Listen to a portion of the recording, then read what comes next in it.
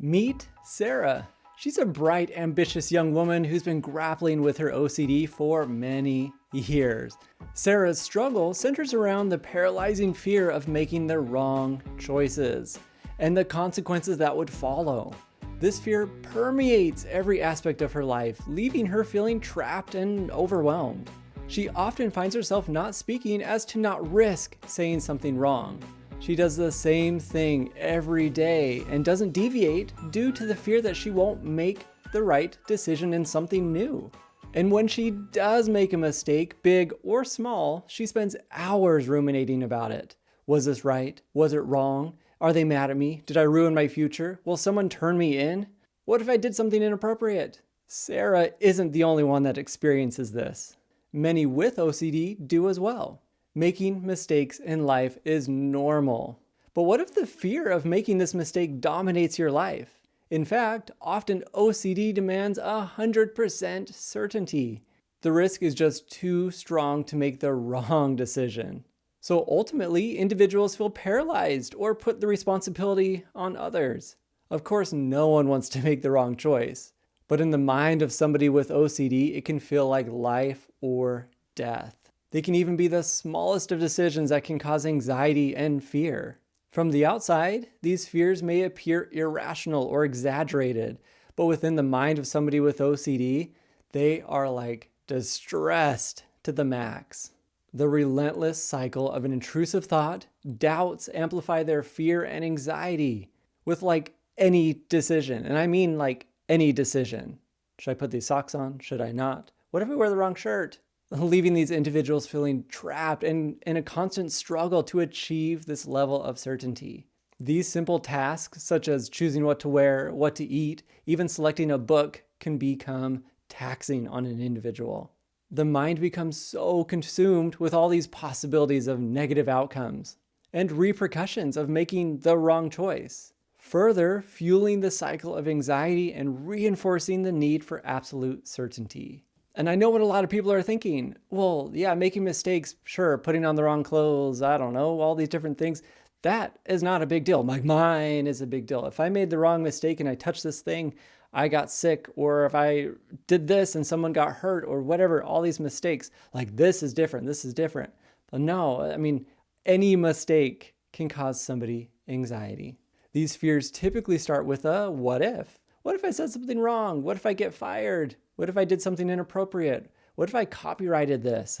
What if the mistake I do sends me to jail? What if I lose a relationship because I made the wrong choice? What if I deceived somebody? What if I made the wrong decision and people are going to suffer because of that? What if I regret the decision in the future? It can manifest as an all-encompassing anxiety, and it's compelling these individuals to seek reassurance from others. These are the things that people do to reduce the risk of their fear happening. And could you guess the number one compulsion that I typically see with something like this? Avoidance. Avoidance is huge. If I don't even have to risk making the wrong decision, like I don't even have to risk it. I don't make the decision. Someone asks me, what do I think? I'm like, I don't know. What do you think? I avoided the question. I avoid changing up my routine because I don't want to be put in a position where I have to make a different choice.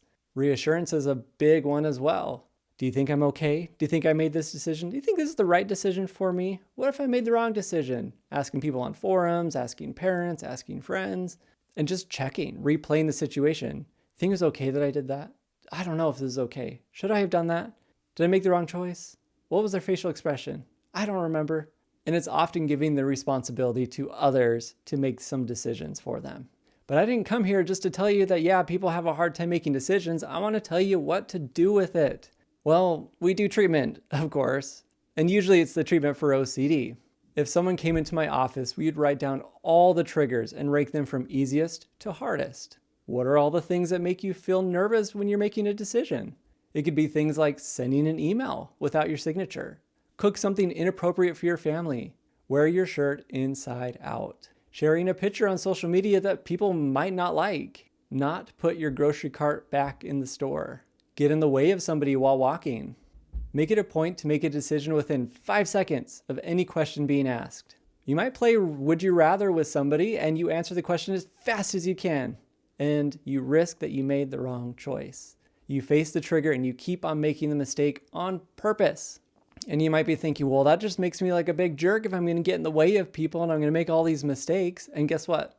Maybe, maybe. And I think that's kind of the whole idea, is like whatever the risk actually is by making the mistakes, we want to step closer to that. We're not going to do anything that breaks the law or breaks someone's values or morals, but we are going to risk and do things on purpose, make these mistakes, because the brain's going to learn that like everything's actually going to be okay. And when there are problems, we're going to fix it. It's really cool how we can retrain the brain to not see threats all the time when making decisions, and learning to accept when we make those mistakes. And we might learn to accept it by saying, great, I'm glad I made that choice. Didn't work out in my favor, but I'm so glad that I have the ability to make that choice. Yeah, I felt lots of anxiety and fears and worries, but the whole goal is, how am I going to respond to it? I'm responding to it with possibly a maybe, maybe not. I'm saying, cool, I don't know. Sure, maybe I offended somebody, maybe not. Maybe something bad's going to happen. I don't know. Sure, totally cool. Yeah, I don't know. Sure, cool. The same responses of like, just accept. Learn to let things be the way that they are. To gain more step-by-step treatment tips for your OCD, look at my online course. It's so jam-packed with a way to help you master your OCD.